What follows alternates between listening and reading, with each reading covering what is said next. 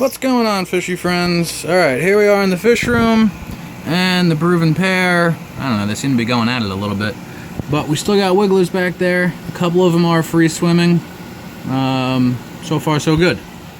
Everything else is doing pretty well over here. We'll make this a short and sweet update.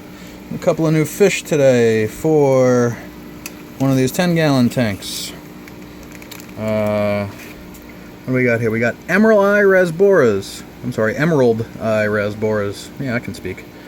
So, add a couple of rasboras to this tank, which already has a few other rasboras. Let's see, I'll get these guys out of the bag and see if we can get them into the tank. Let's see if I could film this as I do it. I'm not sure how other people deal with putting new fish into a tank. Anybody keeping fish should know that you should never put the water from the fish store, or from anybody else's tank for that matter, that comes in the bag into your own tank. So what I like to do, after they've been floating and acclimating, is I'll set up a net over a bag, and usually I don't have to do this one-handed. And then what I'll do is I'll pour all the water and the fish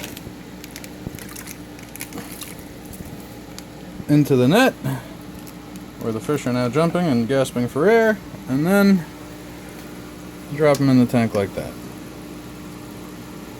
Boy, you don't realize how hard this stuff is one-handed until you do it like that.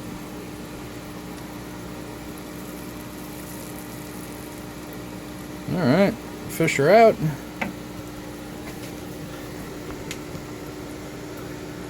And they're in there swimming. They're gonna take a while to get used to their surroundings.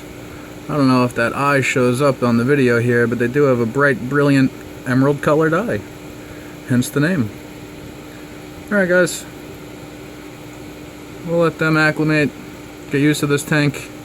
Hopefully all goes well. This was really an impulse buy. I was at a local fish store, ideally trying to get some cardinal tetras to go into the 20 long with the apistos. The guy at the store was nice enough to recommend I do not buy their cardinal tetras.